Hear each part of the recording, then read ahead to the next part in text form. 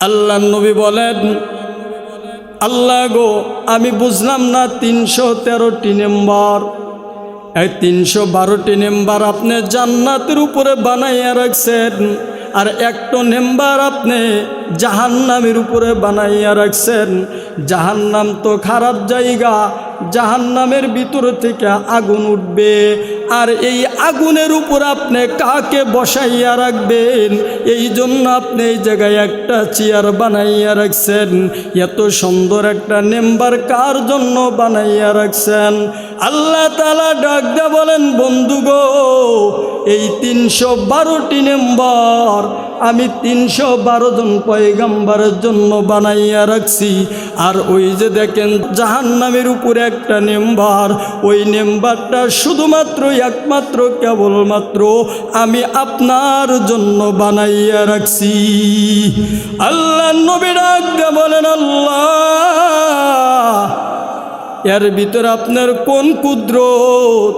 জানতে চাই আমার নাম্বারটা আপনি জাহান্নামের উপরে কেন বানাইয়া রাখছেন?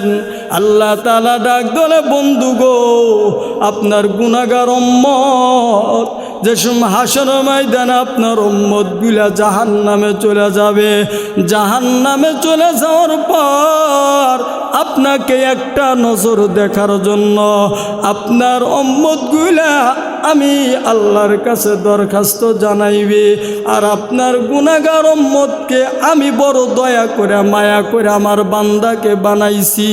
বান্দাকে তো জাহান্নামে দেওয়ার জন্য বানাই নাই, আমার বান্দাকে আমি রাগ করে জাহান্নামে দিব বন্ধু। কিন্তু আপনি জাহান্নামের উপরে ওই নাম্বারে বসে যেই মাত্র জাহান্নামের দিকে কুদরতিভাবে একটা নজর দিবেন, একটা নজর দেওয়ার পর আপনার গুনাহগার উম্মত আর আপনার চেহারা নজরটা এক জায়গায় পড়ে যাবে।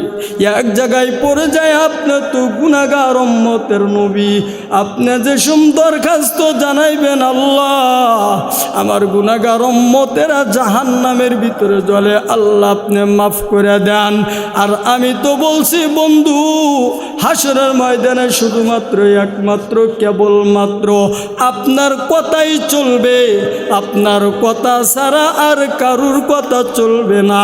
আপনি যাকে খুশি তাকেই সুপারিশ করে আমার জান্নাত আপনি পৌঁছাইতে পারবেন। ওই সময় আপনি বলবেন, আমি আল্লাহ আপনার কথা কবুল করে ওই জাহান্নামে থেকে আপনার গুনাহগার উম্মতদের মাফ করে জান্নাত দান করব। সুবহানাল্লাহ।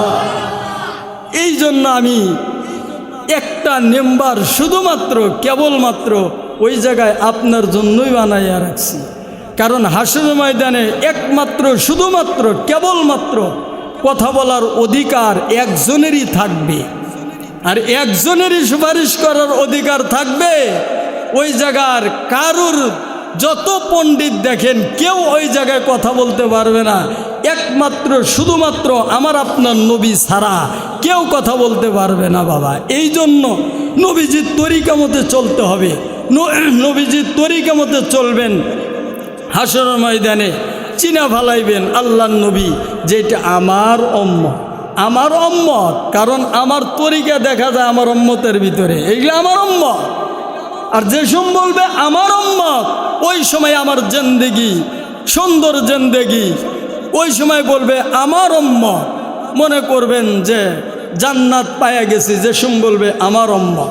আর নবীজির তরিকা মতো যদি দুনিয়ায় না চলি, তাহলে হাসরের ময়দানে নবীজির সামনে দাঁড়ানোর সাথে সাথে বলবে এটা আমার উম্মত না, এটা আমার উম্মত না, দূর হয়ে যাও। ওই সময় আপনাকে এই কথা বলার সাথে সাথে জাহান্নামের আগুনে জ্বলতে হবে। এই জন্য নবীজির তরিকা মতো চলতে হবে। নবীজির তরিকা মতো চলতে হলে আলেম ওলামাদের সাথে থাকতে হবে, যে কেমনে নবীজির তরিকা মতো চলা যায় এইটা শিখা নবীজির তরিকা মতো চলতে হবে। চললেই জীবন সহিংসা হয়ে যাবে, আপনার জিন্দেগি সোনার জিন্দেগি হয়ে যাবে, গুনাহমুক্ত জিন্দেগি হয়ে যাবে। আর গুনাহমুক্ত জিন্দেগির দাম আল্লাহ তাআলার কাছে বেশি। গুনাহমুক্ত জিন্দেগি নিয়ে কবরে যাইতে হবে, গুনাহমুক্ত জিন্দেগি নিয়ে। এই জন্য গুনাহমুক্ত জিন্দেগি যেন হয়, এইটা আমার আপনার করতে হবে। গুনাহমুক্ত জিন্দেগি কেমনে করা যায়? এখন গুণামুক্ত জিন্দেগি তো আমার নাই, কেমনে করবেন গুণামুক্ত জিন্দেগি? গুণামুক্ত জিন্দেগি করার জন্য যে আল্লাহওয়ালাদের কাছে যাইতে হবে, বেশি বেশি করে আল্লাহওয়ালাদের সাথে থাকতে হবে, আলেম ওলামাদের কাছে যাইতে হবে। এই যে আমরা সূরা কেরাত জানি না, আমাদের নাতিপুতি যদি হাফেজ হয়, আলেম হয়, আমরা শুনে নিতে পারবো, তেলাওয়াত আমরা শুনে নিতে পারবো, সূরা কেরাতগুলা শুনে নিতে পারবো। এই যে দেখেন ছোট্ট ছোট্ট তালবে ইলমগুলা নামাজে রাত 3:30 3টার দিকে উঠে যায়। আর আমার আপনার বাচ্চা যাদের আছে দেখবেন রাত্রে ওমরা 2টা না বাজলে ঘুমায় না, ওই যে একটা মোবাইল টিপতে থাকে, 2টা না বাজলে ঘুমায় না, ওমরা সকাল 12টায় ওঠে। আর মাদ্রাসার তালবে ইলমগুলা ছোট্ট ছেলে, তাদের দোয়া কবুল হবে।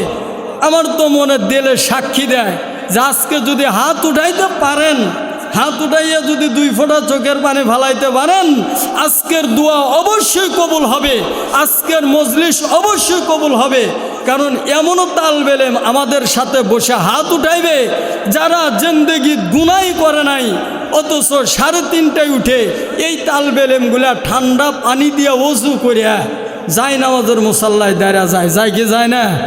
3:30 বাজে উঠে যায় নামাজের মুসাল্লায় দাঁড়াইয়া তাহাজ্জুদ পড়ে 2 ফোঁটা চোখের পানি ফালাইয়া আল্লাহ তাআলার কাছে হাত উঠাইয়া কাঁদে।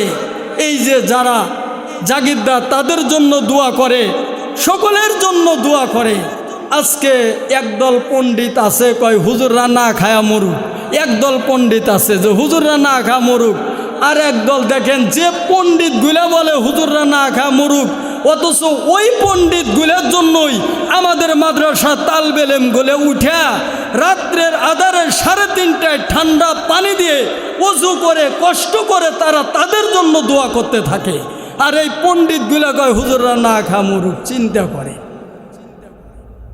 সব সময়ের জন্য খেয়াল করবেন একজন তালবে ইলমের কত দাম। আহারে ঠান্ডা পানি দেয় যে তালবে ইলমগুলা নিজের কাপড় নিজে ধোয়া জানে না, বাবা মা কাপড় ধুয়ে দিতে হয়, অথচ সেই তালবে ইলম মাদ্রাসায় এসে নিজের হাত দিয়ে নিজের কাপড়গুলা পরিষ্কার করে। এমনও ছাত্র আছে যে মা ভাত উঠাইয়া না দিলে খাইতে পারে না, এমনও ছাত্র আছে ওই মা নাই, একাই ভাত উঠাই খাইতেছে। তাহলে তালবে ইলমদের কত দাম।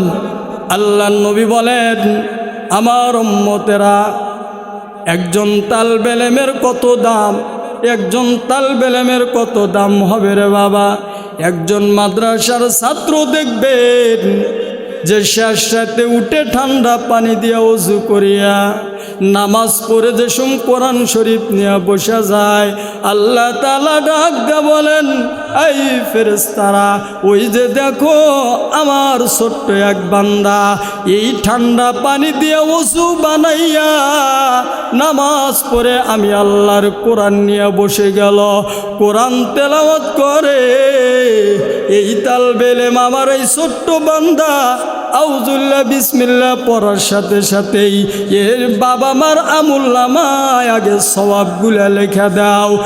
এর পরে যারা তালবে ইলমকে সাহায্য করছে, যারা দিন শেখার জন্য তালবে ইলমদের সাথে মোহাব্বত করে, তাদের আমুলনামায় সবগুলা লেখা দাও। বাবা একজন তালবে ইলম রাস্তা দেয়া হেঁটে যায়, আল্লাহ তাআলার ফেরেশতারা পর বিছাইয়া দেয় রাস্তা পর্যন্ত, বলে যে আমার উপর দেয়া হেঁটে হেঁটে বান্দা তালবে ইলম চলে যায়। তালবে ইলমের কত দাম। এক মাদ্রাসার ছাত্র বাবা জাগির বাড়ি থেকে খানা খায়া মাদ্রাসার দিকে রওনা দিছে, কিন্তু কিছু দূর যাওয়ার পর ছেলেটা অসুস্থ হয়ে পড়ে গেল। এই তালবে ইলমকে ছাত্রটা লইয়া যেই মাত্র জাগির বাড়ি নিয়ে গেছেন, জাগিরদার দেখে ছেলেটার পেটে ব্যথা উঠে গেল, ছেলেটা বড় অসুস্থ পড়ে গেল। ছেলেটাকে এবার যেই মাত্র ডাক্তারখানায় নিয়ে যাওয়া হলো, ডাক্তারখানায় নিয়ে যাওয়ার পর ডাক্তার ডাক দে বলে, এই আল্লাহর বান্দা এই ছোট্ট ছেলে মনে কয় আর দুনিয়ায় বাঁচবে না, এই ছেলেটার বাঁচবে না, ছেলেটার অবস্থা খারাপ। এই খবর যেই মাত্র চলে গেল তালবে ইলমের বাবা মার কাছে, দুই বাবা মা হসপিটালের বেডে চলে এসে বলে আমার সন্তান মরতে পারে না, কারণ আমার সন্তানকে আমি আল্লাহর কোরআন পড়ার জন্য দিছি। যে আল্লাহর কোরআন পড়ার জন্য দিলাম ওই আল্লাহ কখনো আমার আশা দূর করতে পারে না। আমি একজন তালবে ইলমের মা হব, তালবে ইলমের বাবা হব, কারণ দুনিয়াতে আমার ভালো কাপড় পরার শখ ছিল, কিন্তু আমার টাকা নাই, আমি ভালো কাপড় পরতে পারি না। আমার দুনিয়াতে ভালো খাবার খাওয়ার শখ ছিল, ভালো খাবার খাইতে পারি না, কিন্তু আমি বলছি একজন হাফেজের বাবা মা, একজন আলেমের বাবা মা কঠিন কিয়ামতের ময়দানে, হাসরের ময়দানে একজন হাফেজের বাবা মা নূরের মুকুট পরাইয়া দিবে। একজন আলেমের বাবা মা যতই মূর্খ হোক না কেন এত সুন্দর একটা চেয়ার দান করবে যে ওই হাফেজের বাবা মার কল্লাটা এত উঁচু হয়ে যাবে, এত দামি কাপড় পরাইয়া দিবে। আমি দামি কাপড় পরব, দামি খাবার খাবো, এই জন্য আমার একটা মাত্র সন্তানকে আলেম বানাইতেছি।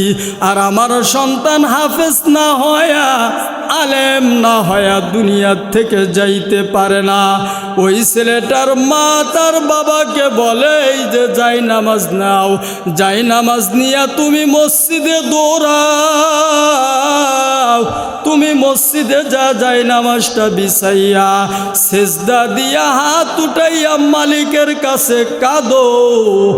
আর আমি এই হসপিটালের বেডে আমি মা সেজদা দিব, যে পর্যন্ত আমার সন্তান ভালো না হবে এতক্ষণ পর্যন্ত আমি সেজদাই থেকে মাথা উঠাবো না।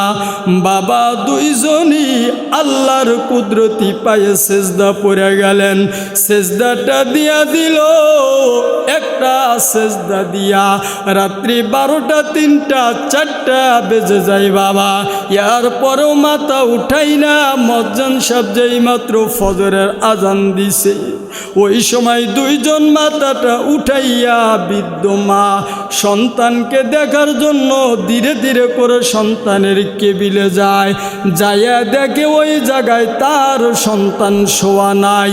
ওই সময় বৃদ্ধ মা একটা চিৎকার দিয়া জমিনে পড়ে যা বলে হয়তো আমার সন্তান রাত্রে মারা গেছে, হয়তো ডাক্তাররা এখান থেকে নিয়ে গেছে, আমার সন্তান তো নাই, আমার সন্তান কই গেল।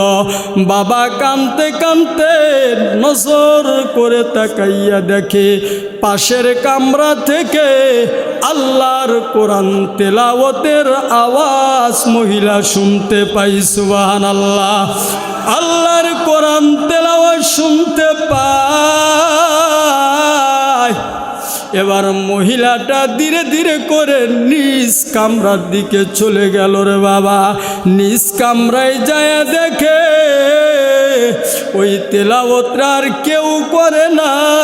ওই তেলাওয়াতরা তার যে সন্তানকে ডাক্তার বলছিল দুনিয়ায় আর বাঁচবে না, হায়াত নাই, অথচ ওই সন্তানটা নিজ কামরায় যায়া আল্লাহর কোরআন নিয়া আল্লাহর কোরআন তেলাওয়াত করতেছে। সুবহানাল্লাহ। এবার বৃদ্ধ মা সন্তানকে বুকে জড়াইয়া নেয়া বলে বাবা রে তুই তো বাঁচার কথা না, তুই এক রাত্রে কেমনে সুস্থ হয়ে গেলি, আবার তুই আল্লাহর কোরআন তেলাওয়াত করিস।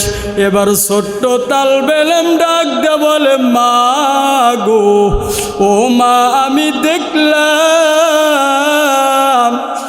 গভীর রাত্রে যে রাত 2টা 3টা বেজে গেল রে মা, ওই সময় দেখলাম আমার কাছে কেউ নাই, আমার রুমটা অন্ধকার রে মা, কিন্তু ওই সময় দেখলাম এমন একজন মানুষ আমার রুমের ভিতরে আসলো রে মা, যার হাতে দেখলাম লাঠি, মাথায় পাগড়ি দেখলাম রে মা। এমন একজন মানুষ আসিয়া আমার উপর দিয়া এরকম তার ডান হাতখানা বুলাইয়া দিল রে মা। ডান হাতখানা বুলানোর সাথে সাথেই মুহূর্তে আমার শরীরটা আগের সেন ভালো হয়ে গেছে রে মা। আর আমি উঠিয়া আল্লাহর কোরআন তেলাওয়াত করি। মা ডাক গলে বেটারে, এই ঘরের ভিতরে এমন একজন মানুষ আসছে, যে মানুষটা আসছে রাত্রে, কিন্তু পুরা ঘরটা বাবা বাসনায় দিয়া পরিপূর্ণ হয়ে গেছে। এমন সুন্দর একজন বাসনা। ছেলেটি ডাক দলে, মা গো, আমার পরিচয় জানার পর, ওনার পরিচয় জানার পর উনি বলল, আমি মদিনাওয়ালা নবী মুহাম্মাদুর রাসূলুল্লাহ। বলুন সাল্লাল্লাহু আলাইহি ওয়াসাল্লাম। আবার চিন্তা করেন, একজন তালবে ইলমের কত দাম, একজন তালবে ইলমের কত দাম, একজন হাফেজে কোরআনের কত দাম। হাফেজে কোরআনের সাথে তালবে ইলমদের সাথে বেশি বেশি করে সম্পর্ক রাখা চাই, বেশি বেশি করে মহব্বত করা চাই, আদর করা চাই। যত আদর করবেন আপনার জিন্দেগি ভালো হবে, আপনার জিন্দেগি ভালো হবে, আমার জিন্দেগি ভালো হবে, আমার আপনার জিন্দেগি ভালো হবে। এই জন্য নিজেদের জিন্দেগি নিজেদের ভালো বানাইতে হবে। এবারে এই ছেলেটির মা ডাক দলে, বেটারে চল যাই, আল্লাহর কোরআন তেলাওয়াত করবি মাদ্রাসায় যায়া। ছেলেটি আবার মাদ্রাসায় যায়া আমার মাওলার কোরআন তেলাওয়াত করে। দুইজন বাবা মা আল্লাহ তাআলার কুদরতি পায়ে সিজদা লাগাইয়া দিয়া বলে, আল্লাহ গো, আপনার কুদরত মানুষের বোঝা বড় কঠিন। আল্লাহ গো, আমাদের সিজদা, আমরা সিজদা দিলাম, আমরা একজন মূর্খ মানুষ, আমাদের সিজদা কবুল হবে না, অথচ আমরা সিজদা দিলাম, সিজদাটা কবুল হয়ে গেছে। তাহলে দুইজন মূর্খ, তাদেরও একই এসে গেল এখান থেকে, যে দেখো একজন তালবে ইলম, একজন হাফেজের কত দাম। যারা মূর্খ তাদের একই এসে গেল যে আমাদের সেজদার কোনো দাম নাই, আমাদের সেজদার কোনো দাম নাই, কিন্তু আমাদের সন্তানের কত দাম। আল্লাহ তাআলার কোরআন পড়লে, আল্লাহ তাআলার কোরআন পড়লেই দাম হয়ে যায় না, কোরআন দেখলেও সওয়াব। আল্লাহর কোরআন তাকে তাকে দেখতেছেন, তাও সওয়াব। আল্লাহর কোরআন একটু মুহাব্বত পড়া জানেন না, আপনি আল্লাহর কোরআন তেলাওয়াত জানেন না, আপনি একটু মুহাব্বত করে নজর করে তাকাইছেন, তাও সওয়াব। আপনি একটু আল্লাহর কোরআন বুকে লাগাইছেন, তাও সওয়াব। এমন কোনো কিতাব নাই দুনিয়ায় যে কিতাব দেখলে সওয়াব পাওয়া যায়, এমন কোনো কিতাব নাই আল্লাহ তাআলার কোরআন ছাড়া। অথচ আল্লাহ তাআলার কোরআন দেখবেন তো সওয়াব। তাকে তাকে চোখ দিয়ে দেখতেছেন, পড়া জানেন না, দেখতেছেন। পড়া পারি না আমি, আল্লাহর কোরআন পড়া জানি না, কিন্তু মুহাব্বতের নজর নিয়ে একটু তাকাইছে, তাকানোর সাথে সাথেই সওয়াব। একটু মুহাব্বত করছেন, বুকে নিছেন, তাও সওয়াব। আর ওই কোরআন পড়লে আর কোরআন ওয়ালাদের সাথে সম্পর্ক রাখলে তাহলে কত সওয়াব। আমি দেখছি এমনও টাকাওয়ালা আছে যারা আলেমদের মুহাব্বত করে, এমনও সম্পদওয়ালা আছে দেখবেন তারা রোজা রাখে, মাহে রমাদান ছাড়াও রোজা রাখে। এমনও লোক আছে মাহে রমাদান ছাড়াও রোজা রাখে।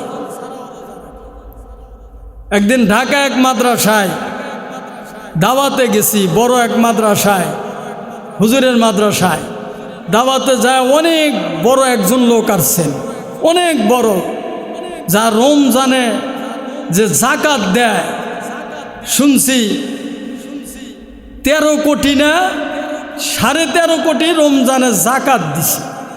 এরপরেও দোয়া চাইতেছে, কয় হুজুর এবার দিতে পারলাম না, সামনেবার আল্লাহ তাআলা যেন বেশি দেওয়ায় দোয়া চাই। এই টাকা বলা আমরা খানা খাইতেছি, এই বৈঠকে খানা খাবে না। সোমবারের দিনটা হলো সোমবার, ইনি খানা খাবে না। কেন খানা খাবে না? খানা নিয়ে বসছে, হুজুর বলছে খানা খান।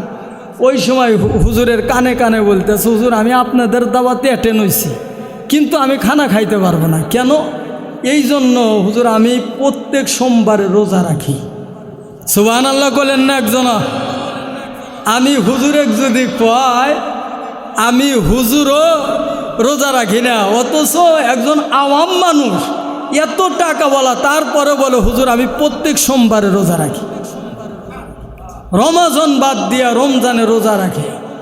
এই জন্য বাবা শুধু সম্পদ ওইলেই যে বেদিন হয় এরকম বলা যাবে না, এরকম নাই। সম্পদ দেওয়ার মালিক কে? আরেকটা আসতে কন, কে দেওয়ার মালিক? সম্পদ দেওয়ার মালিক আল্লাহ। সম্পদ না দেওয়ার মালিক কে? সম্পদ দেওয়ার মালিকও আল্লাহ, না দেওয়ার মালিকও আল্লাহ। আবার সম্পদ দিয়া সম্পদ ছিনে নেওয়ার ক্ষমতা আল্লাহ তাআলার আছে কি নাই? আছে। সম্পদ দেওয়ার মালিক আল্লাহ, সম্পদ ছিনে নেওয়ার মালিকও আল্লাহ। কারণ আল্লাহ তাআলা বলে, বান্দারে তো সম্পদ দিয়া দেখি, সম্পদ দিয়া তোর পরীক্ষা নিব, ইমানের পরীক্ষা নিব সম্পদ দিয়া, যে দেখি সম্পদ পাওয়ার পরে তুই আমাকে ভুলে যাস নাকি আমাকে আরো বেশি করে ধরিস। বান্দার সম্পদ পাওয়ার পরে যদি আল্লাহ তাআলাকে ভুলে যায়, ওই সময় আল্লাহ তাআলা বান্দাদের সম্পদ ছিনে নেয়। আর যদি সম্পদ পাওয়ার পরে আল্লাহ তাআলাকে না বলে, দেখবেন আল্লাহ তাআলা ওই ব্যক্তির সম্পদ আরো দুনিয়ায় বেশিরভাগ বেশি বরকত দেয়, তার সম্পদ আরো বাড়তেই থাকে বাড়তেই থাকে, যদি আল্লাহ তাআলাকে না বলে। আজকে সম্পদ হওয়ার পরে তো হুজুর ঘরে হুজুর মনে করি না, গরিবকে গরিব মনে করি না। এরকম সম্পদ আছে কি নাই? গরিবকে গরিব মনে করে না। আত্মীয় স্বজনের ভিতরে যদি গরিব থাকে, ওর দাবাত দিব না ঈদের দিন, গরিব মানুষ। আর যাগের সম্পদ আছে তাগের দাবাত দিব। দেখবেন এরকম লোক আছে, আছে কি নাই? অনেকে আছে দেখবেন সম্পদ পাওয়ার পরে, সম্পদ হইছে তখন যাদের সম্পদ নাই এদের চিনব না, ও কোরবানি দিয়া গরুর গোস্ত ফ্রিজে বোঝাই করে রাখত। আর পাশে যে গরিব, ও 1-2 টুকরা দেবী দেই করে দিব, ও ফ্রিজে তুই সারা বছর খাইব। এমন আছে এক কোরবানির গোস্ত আর এক কোরবানি দিয়ে খায়। এরকম আছে কি নাই? আছে দেখবেন, ও দিব না, না দিয়া খাইব। গরিব দুঃখীর হক। অথচ আল্লাহর নবী হযরতে আম্মা জান আয়েশা রাদিয়াল্লাহু তাআলা আনহা আল্লাহর নবীকে এত মুহাব্বত করতেন। এই আম্মা জান আয়েশা রাদিয়াল্লাহু তাআলা আনহার কাছে এক ফকির আসছেন, সাইলদার, সাইল করার জন্য আসছেন। আয়েশা বলতেছেন যে বাড়িতে কেউ আছেন? আম্মা জান আয়েশা রাদিয়াল্লাহু তাআলা আনহা উনি বাড়ির থেকে বের না হওয়া বলছে, হ্যাঁ আসি। বলে যদি থাকেন, আপনার বাড়ি যদি কোনো খাবার থাকে তাহলে আমাকে একটু দিতে পারেন, আমি আজ 3 দিন ধরে খাবার খাই না।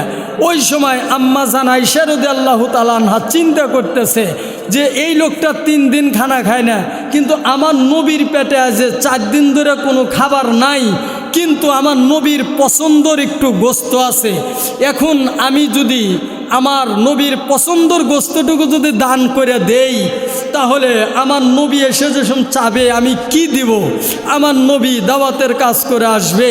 আম্মা জান আয়েশা রাদিয়াল্লাহু তাআলা আনহা নবীজিকে এত মুহাব্বত করতেন, এত ভালোবাসতেন, এটা নিয়ত করে উনি বলছে যে কিছু খানা আছে, কিন্তু আপনার সেন বেশি দিন আমার মায়ার নবী না খাওয়া, কিন্তু খাবার আছে, দেওয়া যাবে না, আমার মায়ার নবী খাবে, দয়া করে একটু মাফ করেন। এরকম কথা বলছেন, মিথ্যা কথাও বলে নাই।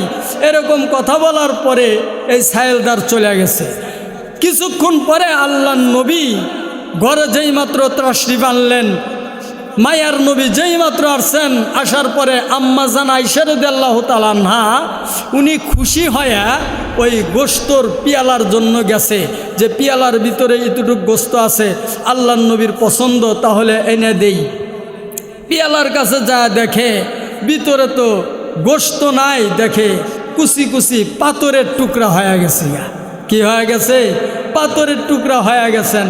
এবার আম্মা জান আয়েশা রাদিয়াল্লাহু তাআলা আনহা মায়ার নবীর কাছে যেই মাত্র খাবার নিয়ে যাবে আর চিন্তা করে, আমি পিয়ালার ভিতরে রাখলাম খাবার, কিন্তু খাবার না হয় পাথর হয়ে গেল কেন? মায়ার নবীর কাছে যেই মাত্র পিয়ালাটা সামনে নিলেন, মায়ার নবী পিয়ালা দেখে আম্মা জান আয়েশা রাদিয়াল্লাহু তাআলা আনহা ডাক দেয়া বলেন, আয়েশা রে, তুমি পিয়ালার ভিতরে কি আনলা? আম্মা জান আয়েশা রাদিয়াল্লাহু তাআলা আনহা ডাক দেয়া বলেন, মায়ার নবী গো, পিয়ালার ভিতরে রাখছিলাম আপনার পছন্দ কিছু খাবার, কয়েক টুকরা গোস্ত রাখছিলাম, কিন্তু মায়ার নবী গোস্ত কেমনে পাথর হয়ে গেল আমি জানি না। মায়ার নবী আমার ডাক দেয়া বলেন, আয়েশা রে, আমার ঘরে কি আমার আগে কেউ আর ছিল?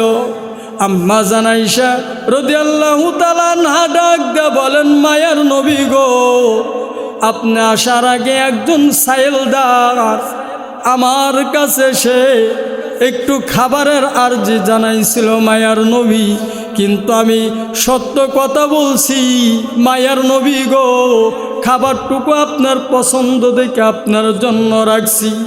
মায়ার নবী খাবারের ভিতরে একটা কুদরতিভাবে মুখ থেকে ফু দিলেন রে বাবা, একটা দম দেওয়ার সাথে সাথে এই পাথর গোশততে পরিণত হয়ে গেল। মায়ার নবী আবার বলেন, আয়েশারে, লোকটা কোন দিকে গেছে? কয় লোকটা এই দিকে গেছে। বাবা, মদিনার গলি মায়ার নবী গোস্তর পিয়ালাটা নিয়ে দৌড় ফালাইছে, নিজাতে বরকতের পাও দিয়া। মায়ার নবী 4 দিন কোনো খাবার নাই। এই মানুষ বলে, কোন দিকে গেল একজন সাইল? আমার ঘরে এসে ফিরে যাবে কোন দিকে গেল? মায়ার নবী মদিনার গলির দিকে দৌড়াইছে। ওই গলির দিকে দৌড়াইয়া কিছু দূর যাওয়ার পরে বলে, বাবারে, এই জায়গায় কি একজন সাইলদার যাইতে দেখছ? এবার বলে, না, এই দিকে যাইতে দেখি নাই। আবার মায়ার নবী অন্য গলির দিকে দৌড়াই রে বাবা, এদিকে ওদিকে শুধু মায়ার নবী গোস্তর পিয়ালাটা নিয়ে দৌড়ায়। মুহূর্তের ভিতরে আমার আল্লাহ কয়, জিব্রাইল রে, আমার পরীক্ষা নেওয়া শেষ। আয়েশা আমার মায়ার নবী কত মোহাব্বত করে। আই জিব্রাইল, তোর পরিচয়টা তাড়াতাড়ি করে দে। তুই কোনো দুনিয়ার ফকির ছিলি না, তুই আমার পাঠানো ফেরেশতা জিব্রাইল ছিলি। মায়ার নবীর কাছে যা পরিচয় দে, যদি পরিচয় না দাস, মায়ার নবী শুধু এই দিকে ওই দিকে, কিন্তু ওই ফকির খোঁজার জন্য মায়ার নবী দৌড়াইতে থাকবে। এবারে জিব্রাইল মায়ার নবীর সামনে আসিয়া আল্লাহ নবী সালাম দেয়, আসসালামু আলাইকা ইয়া রাসূলুল্লাহ। ওগো নবীজি, আমি দুনিয়ার কোনো সাধারণ একজন ফকির ছিলাম না গো মায়ার নবী, আমি আল্লাহর পাঠানো ফেরেশতা জিব্রাইল। আল্লাহর পক্ষ থেকে আয়েশা আপনাকে কত ভালোবাসে, এইটা দেখার জন্য আমার আল্লাহ আমাকে ফকির বানাই আপনার ঘরে পাঠাইছে। মায়ার নবী গো, আপনি কষ্ট করে আর মদিনার অলিগলি দৌড়ায়েন না, তাড়াতাড়ি করে খাবার নিয়ে যান, বাড়িতে যায় আপনি খান আর আয়েশাকে খাওয়ান। সুবহানাল্লাহ। বাবা, এই জন্য যদি মায়ার নবী যদি দৌড়ায়, এই জন্য একটা কথা বারবার খেয়াল রাখবেন রে বাবা, এমন কোনো সম্পদ হওয়ার পর এমন কোনো কাজ করা যাবে না একজনের সম্পদ নাই ওই লোকটা আঘাত পায়, এমন কোনো কাজ করা যাবে না আমি ভালো খাই একজন ভালো খাইল না। বাবা, সব সময়ের জন্য চিন্তা করবেন, আমি যদি ভালো খাই আমার বাড়ির প্রতিবেশী যে একজন আছে সেও যেন ভালো খায়। এই দিলটাই চিন্তাটাই মোহাব্বতরা আপনার দিলের ভিতরে যদি এসে যায়, এরকম মানুষ কবরে যাইতে দেরি হবে রে বাবা। কবরে যাওয়ার সাথে সাথেই আল্লাহ তাআলা ডাক দেয়া বলবেন, ফেরেশতারা এই বান্দাকে দুনিয়ার সম্পদ হওয়ার পরেও একজনের সম্পদ ছিল না তাকে ভোলে নাই, একজন গরিবকে ভোলে নাই। হাসরের ময়দানে কবরের ভিতরে আমার এই বান্দাকেও আমি আল্লাহ বলবো না। আমার বান্দার কবরে জান্নাতের বিছানা বিছাইয়া দে, জান্নাতের খাবার কবরের ভিতরে এনে দে, জান্নাতের তোষক কবরের ভিতরে বিছাইয়া দে, জান্নাতের নিয়ামতগুলা কবরের ভিতরে বিছাইয়া দে। কারণ এই বান্দা দুনিয়াতে সম্পদ পাওয়ার পরে যেরকম গরিবকে ভোলে নাই, এরকম আজকে বান্দা বিপদে পড়ে গেছে, কবরের ভিতরে বিপদে পড়লে কেউ বাঁচাইব না। কেউ বাঁচাইব বলেন? আমার আদরের বিবি, যে বিবি এত মোহাব্বত করি, যে সন্তানদের এত মোহাব্বত করি, এই সন্তানগুলা কবরে বিপদে পড়লে কি আগাইব? হ্যাঁ, তবে আগাইব। কোন সন্তান? ওই সন্তান যে সন্তান হাফেজে কোরআন, যে সন্তান আলেম, এই সন্তান আপনার জন্য। আহারে, ওই ব্যক্তির কপাল কত ধন্য যার সন্তান, যার বাবার জানাজারের সামনে দাঁড়াইয়া যায়, যার বাবার জানাজারের সামনে নিজের সন্তান দাঁড়ানোর পরে দেখবেন সন্তানের চোখ দিয়ে পানির ফোঁটাগুলো পড়তে থাকবে যে আমার বাবা কত কষ্ট করে আমাকে টাকা দিছে, আমার বাবা কত মেহনত করে আমাকে কাপড় পরাইয়া দিছে, আমার বাবা কত মেহনত করে আমাকে নতুন কাপড় কিনে দিছে। আজকে আমার বাবা কবরে যেতেছে, আমি বাবার সামনে দাঁড়াইছি। ওই সময় আপনার সন্তানের 2 ফোঁটা চোখের পানি নাকের ডোগার আসার আগেই আল্লাহ তাআলা আপনার জীবনের গুনাহগুলো মাফ করে দিবে।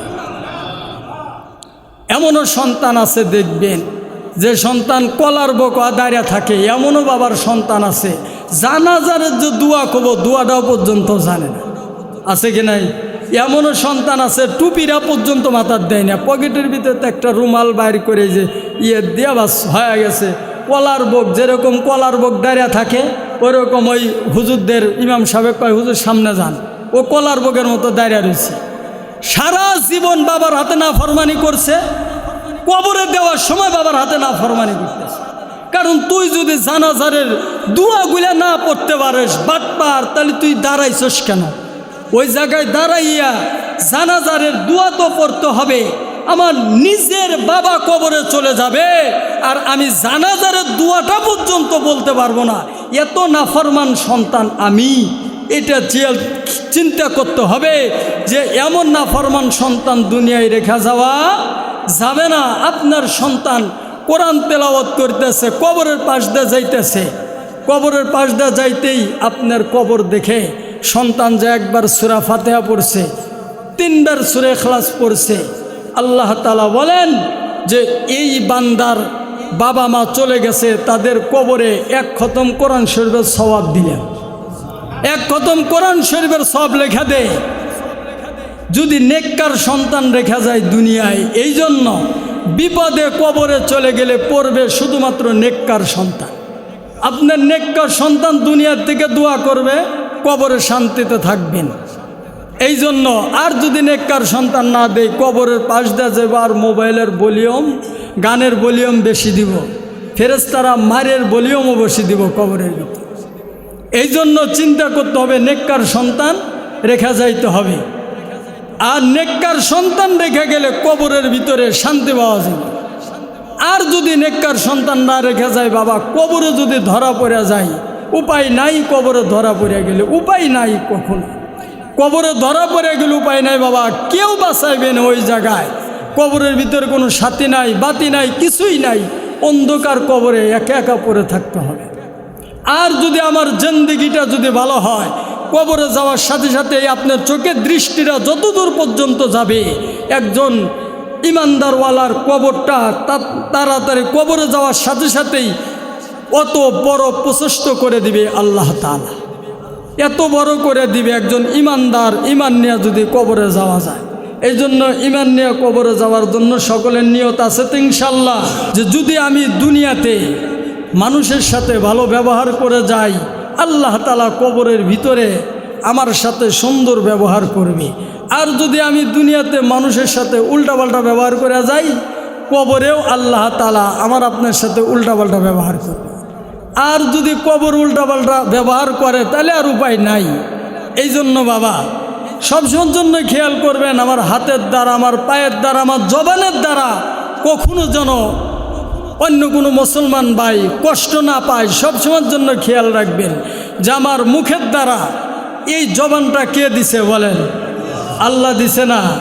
এর ভিতরে কি কোনো সন্দেহ আছে? এমনও মানুষ আছে দেখবেন যে জবান দিছে কথা বলতে পারে না, আছে কি নাই? মুখ আছে, জবান আছে, কথা বলতে পারে নাই। শক্তিটা কে দেয় নাই? আল্লাহ। তাহলে এর দ্বারা বোঝা যায় এই জবানের মালিক আমি না, জবানের মালিক কে? যদি আমি হইতাম জবানের মালিক তাহলে আমার জবান দিয়া আমি কথা বলতে পারতাম, কিন্তু জবানের মালিক আমি না, এই জন্য আমার জবান দিয়ে আমি কথা বলতে পারি না। আল্লাহ তাআলা মালিক। আর এই আল্লাহ তাআলার দেওয়া জবান দিয়া মিথ্যা কথা বলা যাব? বলেন যাব? এমনও মানুষ আছে দেখবেন মিথ্যা কথা না করলে আর পেটের ভাত হজমই হয় না।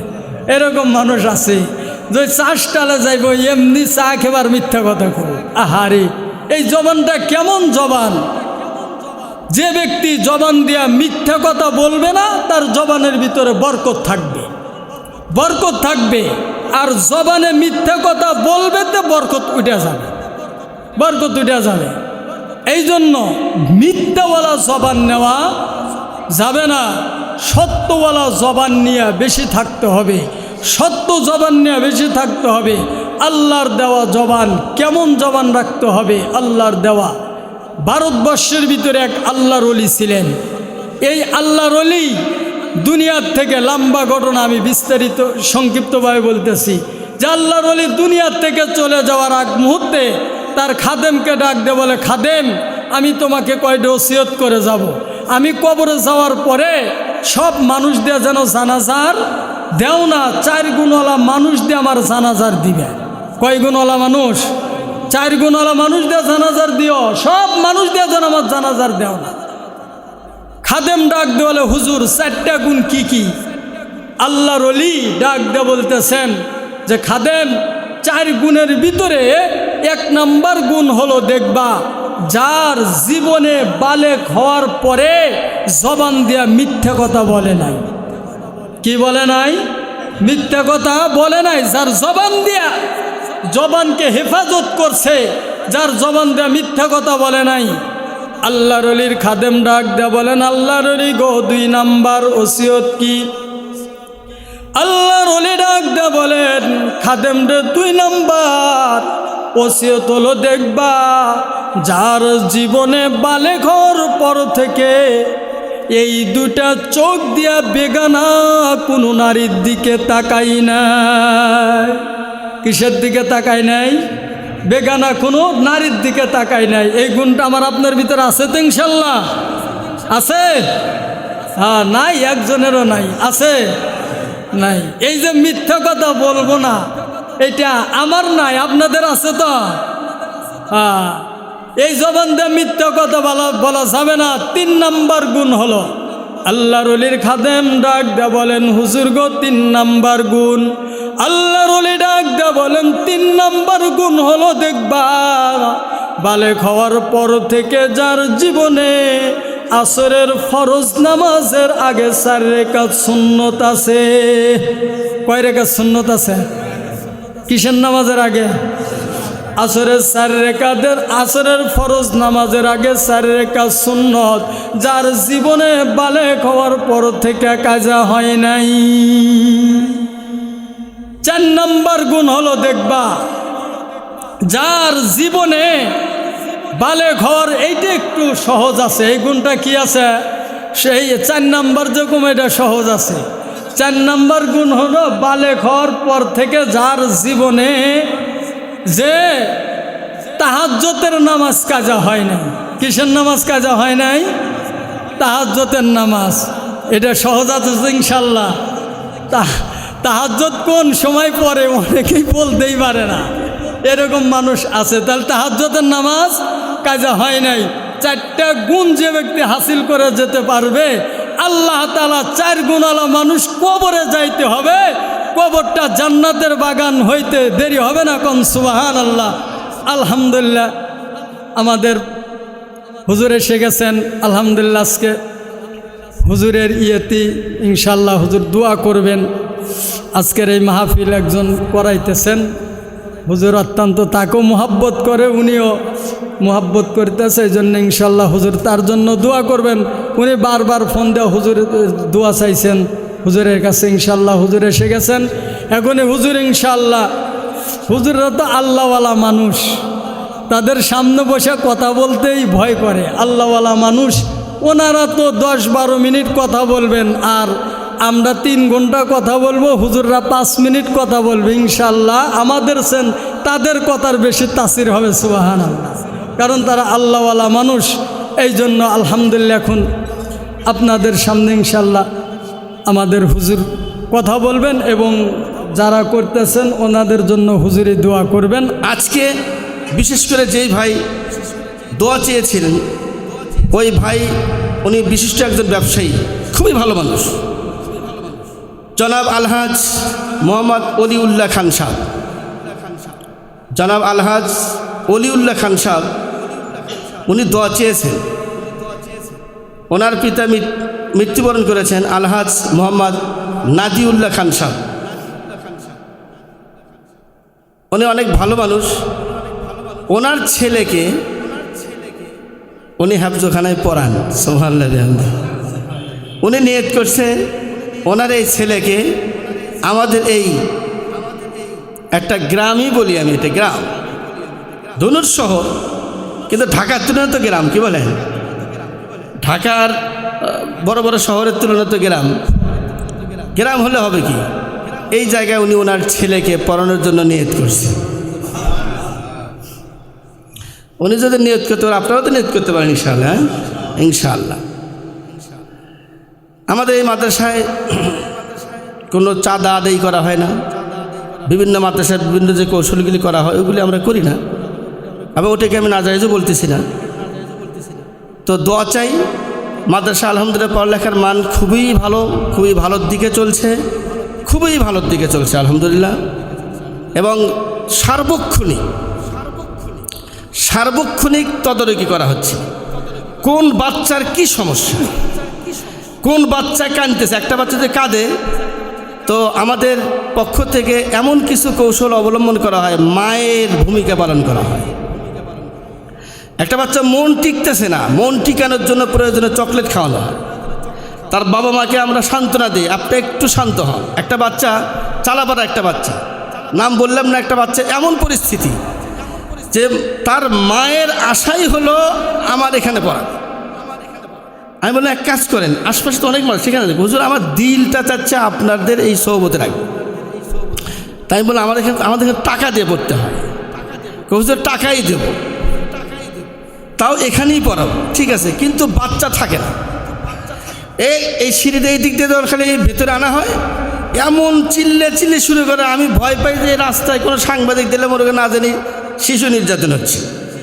তা আমি বলছি এক বাচ্চাকে সাইড করার জন্য জানালা দিয়ে ওই বাইরের লোকজন আওয়াজ না শোনে। এরপরেও দোকানদারেরা অনেক সময় শোনে। আমরা যখন বাইরে জিজ্ঞেস করি, হুজুর কী হয়েছিল, মাথায় কোনো সমস্যা হয়েছিল নাকি? মানে কোনো সমস্যা নয়, বাচ্চাটা থাকতে চায় না, কিন্তু বাবা মা জোর করে রাখবে। আলহামদুলিল্লাহ আমরা বলছি যে আমরা চেষ্টা করতেছি, আপনারা দোয়া করতে থাকেন, দেখা যাক কি হয়, দেখা যাক কি হয়। আলহামদুলিল্লাহ 4-5 মাস পরেই দেখা গেল ছেলেটি এমন মনোযোগী হলো, পাগড়ি পরে জুব্ব পরে যখন যায়, তার বাবা একদিন কথা বলতে গিয়ে বলছে, কেঁদে দিছে, বলছে হুজুর কলিজাটা ঠান্ডা হয়ে যায়, আমার বাচ্চা তখন মসজিদে পাগড়ি পরে দেয়। আমাদের এখানে পাগড়ি এটা একটা বাধ্যতামূলক আমল। আলহামদুলিল্লাহ দেখবেন আমাদের বাচ্চারা পাগড়ি পরে। ইজতেমা মাঠে এক মুফতি সাহেব বলতেছে যে হুজুর আপনার ছেলেরা দেখি মাশাআল্লাহ খুব বয়ান শোনে, খুব ইহতিমাম করে। তাই বললাম যে আমার ছেলেরা বয়ান শোনে, এটা আপনি কেমনি চিনলেন? হ্যাঁ, তো অনেক মাদ্রাসা থেকে পোলা বানাচ্ছে। হুজুর আপনার এগুলো সব পাগড়িওয়ালা। সুবহানাল্লাহ। তাই বললাম এই কথাটা আপনি একটু কিয়ামতের ময়দানে বলেন যে হুজুরের মাদ্রাসার ছাত্ররা পাগড়িওয়ালা, তো এটার কারণে আল্লাহ সবাইকে জান্নাত দেবো ইনশাআল্লাহ। সম্মানিত উপস্থিতি, তো ওনার ছেলে মোহাম্মদ সাব্বির হাসান, এই আলহাজ মোহাম্মদ ওলিউল্লাহ খান সাহেবের ছেলে সাব্বির হাসান, তার জন্য দোয়া চেয়েছে। ছেলেটি মাদ্রাসায় তো পড়তেই ছিল, এখন এই জায়গায় আনার জন্য চিন্তা করতেছেন। তো আল্লাহ তাআলার জন্য ছেলেকে হক্কানি হাফেজ, দিনের দাইয়ার মোবাল্লিক বানায় দেন, সুস্থতার এক জীবন দান করেন, আমলের এক জিন্দিগি দান করেন। বিশেষ করে ওই ছেলের দাদা তো দুনিয়াতে নেই, আল্লাহ তাআলা তার ওসিলায় যেন দাদাকে আল্লাহ তাআলা মাফ করে দেন, দাদিকে মাফ করে দেন, নানা নানি যারা জীবিত আছে বা যারা মারা গেছে সকলকে যেন আল্লাহ তাআলা মাফ করে দেন। আরেকজন ওনারই কলিগ, ওনারই বন্ধু মানুষ, বিশিষ্ট ব্যবসায়ী জনাব আলহাজ মোহাম্মদ খলিল চৌধুরী সাহেব, উনিও দোয়া চেয়েছেন। উনিও বলছেন যে দোয়া ওই ভাইয়ের জন্য হবে, আমার জন্য যেন একটু দোয়া হয়, দোয়া চেয়েছেন। আর দোয়াও মুখুল ইবাদত, দোয়াই হলো আসল ইবাদত। তো যখন কেউ দোয়া চায় তখন তাদের জন্য দোয়া করা, এটা মুসলমানদের এটা একটা হক। যখন দোয়া করব আমরা, তো আল্লাহ তাআলা তারটাও কবুল করবেন, ফেরেশতা একটা আল্লাহ নিযুক্তি করবে, ওই প্রয়োজন আল্লাহ এনারও মিটায় দেখ। সুবহানাল্লাহ। এই জন্য দোয়া করা লস না। এই জন্য আমাদের এই যে বিশিষ্ট ব্যবসায়ী আলহাজ মোহাম্মদ খলিল চৌধুরী ভাই, তার জন্য দোয়া করব। আলহাজ মোহাম্মদ ওলিউল্লাহ খান সাহেবের জন্য আমরা দোয়া করব। ওনার নয়নুল মরি কলিজার টুকরা সাব্বির হাসানের জন্য দোয়া করব ইনশাআল্লাহ। আল্লাহ পাক যেন তাদেরকে সহি তরিকায় দিন শেখা এবং দিন অনুযায়ী পুরো ফ্যামিলির জীবন পরিচালনার আল্লাহ তৌফিক দান করে। কারণ দিনদারিটা এটা সবচেয়ে বড় বিষয়। এক জাররা পরিমাণ ইমানের মূল্য কত? 10 দুনিয়া বরাবর রাজত্বের সমান। একজন মানুষ সারা দুনিয়ার মালিক হয়ে গেল, কিন্তু ইমান নাই, মৌতের সময় ইমান নিতে পারে নাই, এর চেয়ে বড় দুঃখী আর এর চেয়ে বড় দুর্ভাগার পৃথিবী থেকে হতে পারে না। আরেকজন মানুষ ঝুপড়ি ঘরের ভিতরে থাকে, 3 বেলা ভালো খেতে পারে না, ভালো জামা পরতে পারে না, কিন্তু ইমান আছে, নামাজ আছে, ইবাদত আছে, 10 দুনিয়া বরাবর রাজত্ব লিখে দেওয়ার জন্য আল্লাহ রেডি হয়ে আছে। সুবহানাল্লাহ বিহামদিহি। এই জন্য আমরা এই ফ্যামিলিদের জন্য দোয়া করব, এনাদের জন্য দোয়া করব, আল্লাহ পাক যেন ইমান ও আমলের সাথে যে মহব্বত ওনারা করেন ওলামা ইকরামকে, যেই মহব্বত করতেছেন মাদ্রাসাকে, এই মহব্বতের ওসিলায় যেন সর্বপ্রকার বালা মুসিবত থেকে ওনাদেরকে আল্লাহ হেফাজত করেন, ইমানের সাথে চলার তৌফিক দান করেন। এই জন্য আমরা সকলে একটু দরুদ শরীফ পড়ি।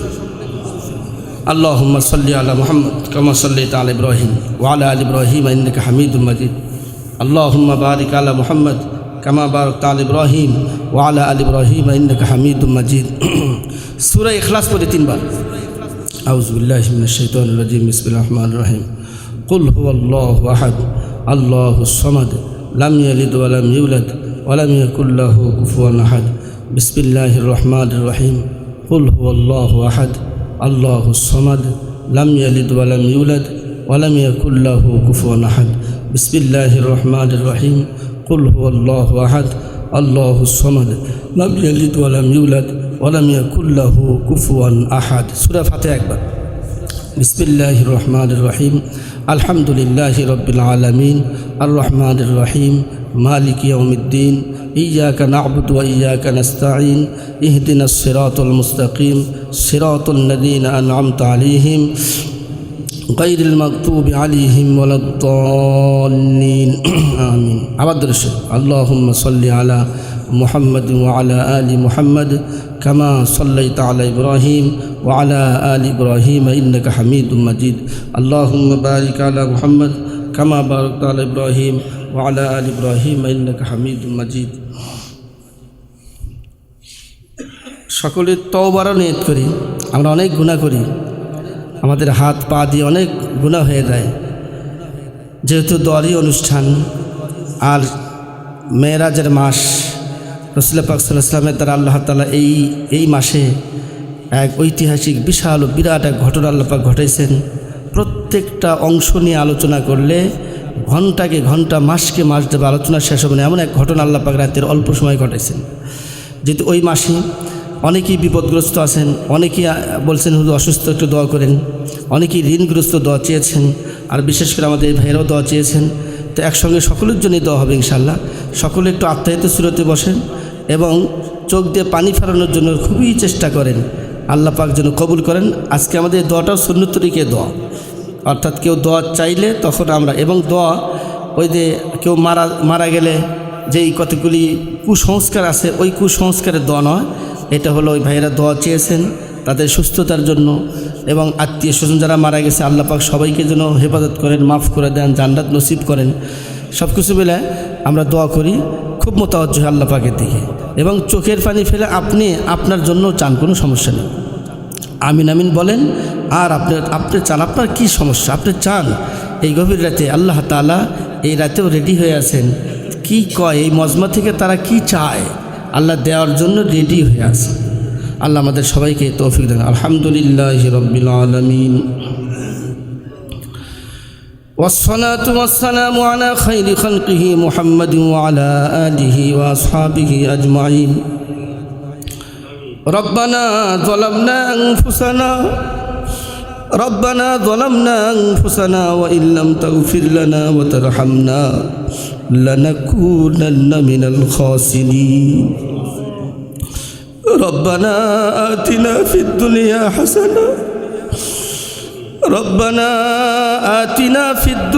حسنة وفي الآخرة حسنة وقنا عذاب النار. ربنا فاغفر لنا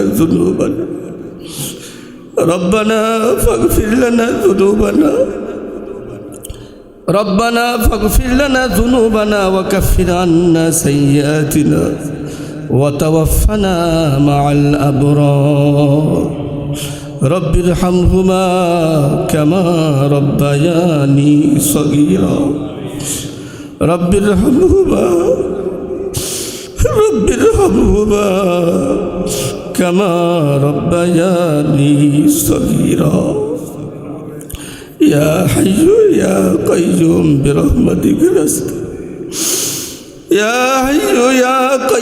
برحمتك نستغيث. أصلح لنا شأننا كله ولا تكلنا إلى أنفسنا طرفة عين أبدا. ربنا لا تزغ قلوبنا بعد إذ هديتنا وهب لنا من لدنك رحمة إنك أنت الوهاب. ربنا لا تؤاخذنا إن نسينا أو أخطأنا. ربنا ولا تحمل علينا إصرا كما حملته على الذين من قبلنا. ربنا ولا تحملنا ما لا طاقة لنا به واعف عنا واغفر لنا وارحمنا أنت مولانا فانصرنا على القوم الكافرين. رب العالمين আল্লাহ তাআলা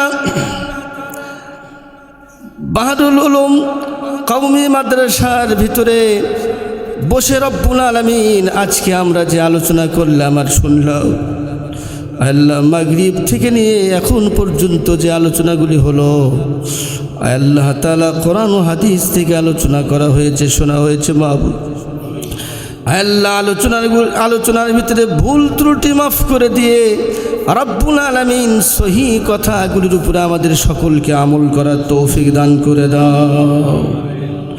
আল্লাহ তাআলা রব্বুল আলামিন এখানে জামাতের সঙ্গে নামাজ পড়া হয়েছে, আল্লাহ দোয়া দরুদ পড়া হয়েছে, যা কিছু আমল আমরা করেছি আল্লাহ আমলগুলির ভিতরে ভুল ত্রুটি মাফ করে তোমার শাহী দরবারে কবুল আর মঞ্জুর করে নাও।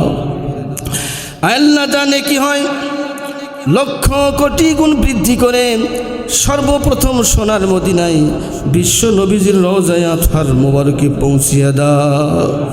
আয় আল্লাহ গোটা পৃথিবীর জমিনের নিচে যত মুমিন মুমিনাত মুসলিমিন মুসলিমাত বান্দা বান্দি শাহিদ আছে মাহবুব, আয় আল্লাহ প্রত্যেকের কবরে সবগুলি পৌঁছিয়ে দাও।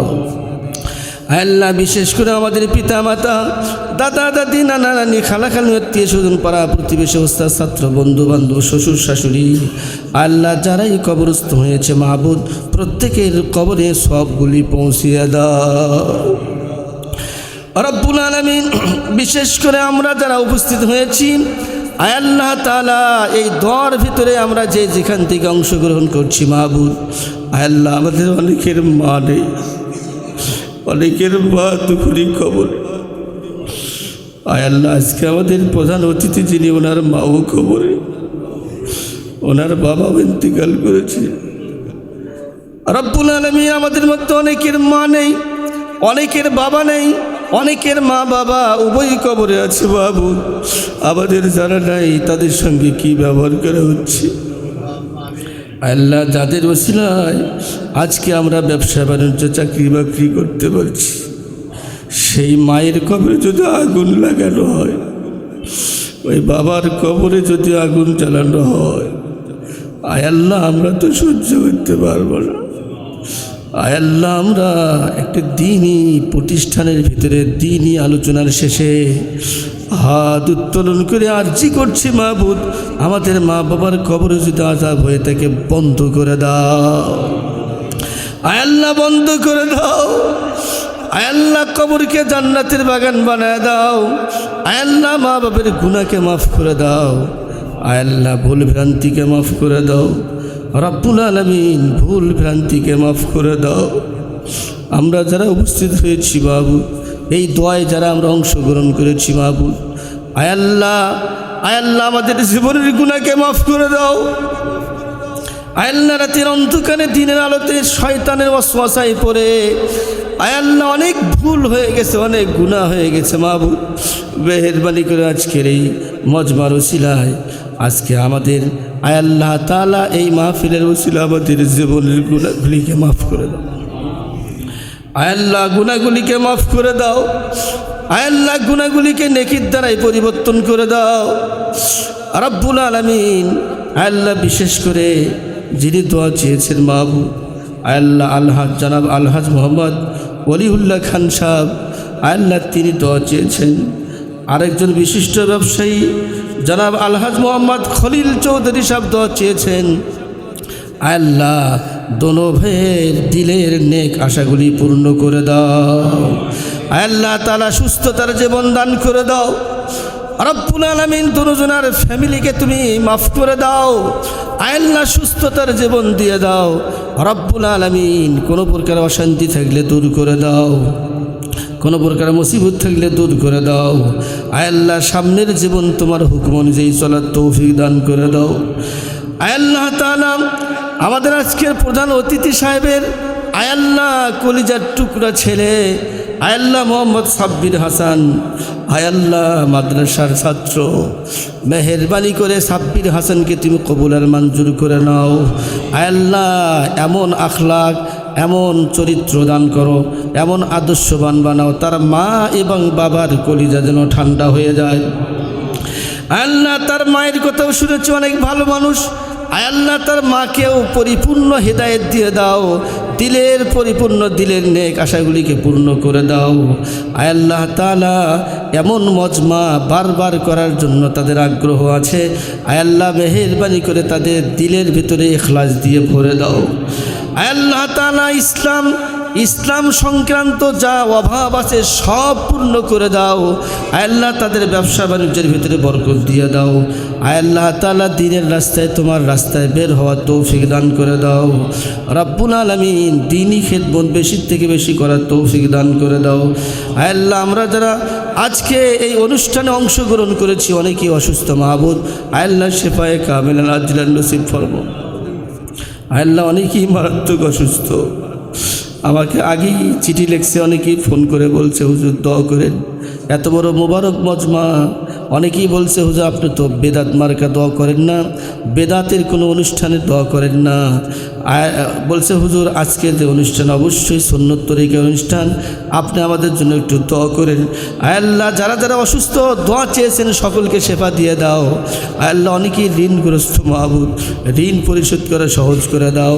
অনেকেই মিথ্যা মামলা মোকদ্দমায় ঝুলতেছে, আল্লাহ মামলা থেকে পরিত্রাণ দিয়ে দাও। আল্লাহ অনেকেই মজলুম, অনেকেই মজলুম, আল্লাহ কিছুই করতে পারতেছে না, মজলুম। আল্লাহ মেহেরবানি করে মজলুমদেরকে তুমি উদ্ধার করে দাও, মজলুমদেরকে তুমি হেফাজত করো। আয় আল্লাহ অনেকেই নিষ্পেষিত হচ্ছে, নির্যাতিত হচ্ছে, কিছুই বলতে পারতেছে না। আয় আল্লাহ আজকের এই অনুষ্ঠানের ওসিলায় এই জুলুম আর অত্যাচার থেকে তুমি হেফাজত করো বাবু। আয় আল্লাহ অনেকের ঘরে সাবালিকা মেয়ে আছে বাবু, আল্লাহ অনেকের ঘরে সাবালিকা মেয়ে আছে বাবু। আয় আল্লাহ পরীক্ষায় ফেরানো বাবু, মেহেরবানি করে আয় আল্লাহ নিকার পরহেজগার আয় আল্লাহ পাত্রের ব্যবস্থা করে দাও।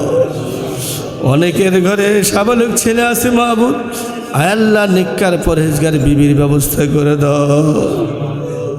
আয় আল্লাহ কে কোন অসুবিধার ভিতরে আছে তুমি জানো, সকলের অসুবিধাকে দূর করে দাও, সকলের অসুবিধাকে দূর করে দাও। আয় আল্লাহ সকলকে হায়াতে তৈয়বা নসিব করে দাও। আয় আল্লাহ তাআলা ফিলিস্তিনের মুসলমানের কতই রক্ত যাবে বাবু, তুমি হেফাজত করো বাবু। আয় আল্লাহ বিশ্বের যত জায়গায় মুসলমান নির্যাতিত নিষ্পেষিত হচ্ছে মাহবুব, মেহেরবানি করে তাদেরকে তুমি নিজস্ব কুদরতে তুমি হেফাজত করো বাবু।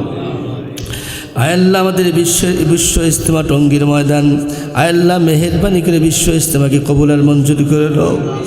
আয় আল্লাহ গোটা বিশ্ব থেকে যারা আসার নিয়ত করেছে সহি সালেমভাবে নিরাপত্তার সাথে আসার তৌফিক দান করে দিও মাহবুব। আয় আল্লাহ বিশ্ব ইজতেমার হাওয়া, আয় আল্লাহ হিদায়েতের হাওয়াকে গোটা বিশ্বের আনাচে কানাচে তুমি পৌঁছিয়ে দিও মাহবুব। বিশ্ব ইজতেমার ওসিলায় গোটা বিশ্ব থেকে আয় আল্লাহ তাআলা আযাব গজবকে উঠায় রহমত নাজিল করে দিও মাহবুব। আয় আল্লাহ তাআলা বিশেষ করে আয় আল্লাহ আমাদের ধুনটকে তুমি হেফাজত করো মাহবুব। আয় আল্লাহ বাংলাদেশকে হেফাজত করো মাহবুব। আয় আল্লাহ আমরা হাত উঠায় নিয়ত করলাম নামাজ ছাড়ব না, তোমার হুকুম ছাড়ব না। আয় আল্লাহ এটির উপরে আমাদের সকলকে জমা থাকা তৌফিক দান করে দাও। আয় আল্লাহ অনেকের সন্তান কথা মানে না, আয় আল্লাহ ছেলে কথা শোনে না, মেয়ে কথা শোনে না। রব্বুল আলামিন এই সমস্ত পরিবারগুলি অনেক বড় বেকায়দায় আছে, মেহেরবানি করে তাদের সন্তানগুলিকে আদর্শবান সন্তান হিসেবে কবুল করে নাও। আয় আল্লাহ পরিপূর্ণ হেদায়েত দিয়ে দাও। আয় আল্লাহ আমরা যারা উপস্থিত হয়েছি বাবু সর্বশেষ আরজি, আয় আল্লাহ আমরা যারা যে যেখান থেকে আমরা দোয়ার ভিতরে অংশগ্রহণ করেছি আজকে দিল থেকে আমার একটি তামান্না, ও মাবুদ কিয়ামতের ময়দানে মুসিবতের দিনেও যেন আমরা দলবদ্ধভাবে একত্রিত হয়ে একজন আরেকজনকে দেখে দেখে সকলেই জান্নাতে যাইতে পারি। তৌফিক দান করে দিও মাবুদ, একসঙ্গে দলবদ্ধভাবে যাইতে পারি মতো তৌফিক দান করে দিও বাবু। আয় আল্লাহ তাআলা মেহেরবানি করে সামনের জীবন তোমার হুকুম অনুযায়ী চলার তৌফিক দান করে দিও মাহবুব। আয় আল্লাহ তাআলা যেই মাদ্রাসা অনুষ্ঠান চলছে, আয় আল্লাহ এই মাদ্রাসাকে তুমি কবুল আর মঞ্জুর করে নাও, সমস্ত জরুরিয়তকে গায়বী খাজানা থেকে পূর্ণ করে দাও। আয় আল্লাহ আমি তো মনে মনে তোমার দরবারে অঙ্গীকার করেছি কোনো মাখলুকের কাছে আমি হাত পাতব না। আয় আল্লাহ জরুরত যত আছে যত আসবে, আয় আল্লাহর সমস্ত জরুরত তোমার খাজানা থেকে নেওয়ার তৌফিক দান করে দিও। আয় আল্লাহ তাআলা তোমার খাজানায় অভাব নেই। আয় আল্লাহ বাহরুল উলুম মাদ্রাসাকে মেহেরবানি করে কবুল আর মঞ্জুর করে নাও। আয় আল্লাহ তাআলা মেহেরবানি করে সমস্ত ছাত্রদেরকে কবুল করে নাও। আয় আল্লাহ অনেক অভিভাবক এখানে উপস্থিত আছে, অনেক বড় আশা নিয়ে তারা এই মাদ্রাসায় ভর্তি করেছে। মেহেরবানি করে প্রতিটি ছাত্রকে আয় আল্লাহ প্রতিটি ছাত্রের ভেতরে আবু বকর সিদ্দিক রাদিয়াল্লাহু তাআলা নূর আখলাক দিয়ে ভরে দাও, জেহেন জাকাত বানায়া দাও, কোরআন হাদিসের হাফেজ আলেম এবং দিনের দায়ের মোবাল্লিগ হিসেবে কবুলের মঞ্জুর করে নাও। আয় আল্লাহ, এক একটা তলবেলেমের ওসিলায় যেন পুরা গোষ্ঠীর সকল মানুষের জীবনের গুনাহ মাফ হয়ে যায়, এমন আদর্শবান সন্তান হিসেবে প্রত্যেককে কবুল করে নাও। আয় আল্লাহ, শিক্ষকবৃন্দ অনেক কষ্ট করে মাহবুব, তাদেরকেও মাফ করে দাও। আয় আল্লাহ, তাদের জীবনের গুনাহকে মাফ করে দাও, আত্মীয় স্বজনের গুনাহকে মাফ করে দাও। আয় আল্লাহ, আমাদের মহিলা শাখা আছে মাহবুব, প্রত্যেকটা বাচ্চাকে তুমি কবুলের মঞ্জুর করে নাও। আয় আল্লাহ, তারা শতভাগ পর্দার সাথে চলার তৌফিক দান করে দাও। ঈমান এবং আকীদা দুরুস্ত করে সকলকেই কবরে যাওয়ার তৌফিক দান করে দিও মাহবুব। আয় আল্লাহ তাআলা, সর্বোপরি আমরা যা বললাম আয় আল্লাহ সবগুলিকে কবুল করে নাও। যা বলি নাই কিন্তু প্রয়োজন আমাদের, সেগুলিকেও কবুল করে নাও। আয় আল্লাহ, রাসূল পাক সাল্লাল্লাহু আলাইহি ওয়াসাল্লামের ওসিলায় আমাদের দোয়াকে কবুলের মঞ্জুর করে নাও। আয় আল্লাহ, আমাদের মাদ্রাসার আশপাশে যারা ব্যবসায়ী ভাইয়েরা আছে আয় আল্লাহ, সকলেই মাদ্রাসাকে খুবই মহব্বত করে, যখন পাশ দিয়ে হেঁটে যায় মুচকি হাসি দিয়ে সালাম বিনিময় হয়। আয় আল্লাহ, আমার এই ভাইদের সকলকে তুমি মাফ করে দাও, সকলকে তুমি কবুলের মঞ্জুর করে নাও। আয় আল্লাহ, সর্বশেষ আমাদের প্রধান অতিথি সাহেব আলহাজ মোহাম্মদ অলিউল্লাহ খান সাহেবকেও কবুল করে নাও। আয় আল্লাহ, বিশিষ্ট ব্যবসায়ী আলহাজ খলিল চৌধুরী ভাইকেও তুমি কবুলের মঞ্জুর করে নাও। সুবহান রাব্বিকা রাব্বিল ইজ্জাতি আম্মা ইয়াসিফুন ওয়া সালামুন আলাল মুরসালিন ওয়ালহামদুলিল্লাহি রাব্বিল আলামিন।